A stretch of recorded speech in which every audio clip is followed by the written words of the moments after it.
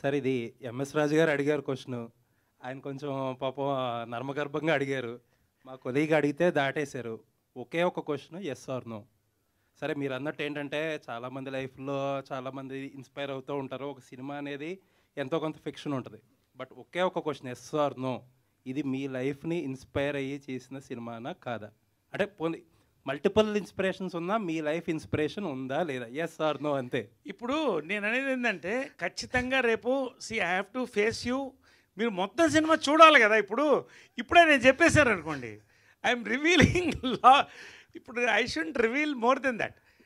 It is definitely it's a unique rebellious entertainment film for the entire family, youth, mass. అంతవరకు చెప్పగలను.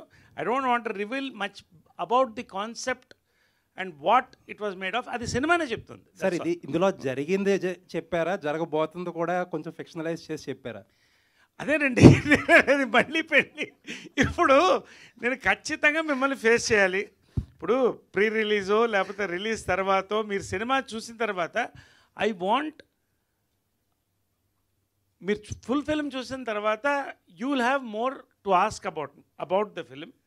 So అప్పుడు ఖచ్చితంగా I want to tell lot of things to you. ఇప్పుడు ఈ పాయింట్లో because he has used a very new screen play. అసలు screen play కానీ దీని కాన్సెప్చువలైజింగే ఇట్స్ మోర్ దెన్ నా ఎక్స్పీరియన్సో ఇంకొకళ్ళ ఎక్స్పీరియన్సో ఆమె ఎక్స్పీరియన్సో ఈయన ఎక్స్పీరియన్సో కాకుండా ఒక యూనిక్ ఫిలిం చేయాలని చేసామండి. This is definitely unique film. మా సంతోషం ఏంటంటే from the day one teaser దగ్గర నుంచి బ్లాస్ట్ అయింది, సాంగ్స్ వైరల్ అవుతున్నాయి. So we want to watch the film with you people and అక్కడే వీ వాంట్ టు టాక్.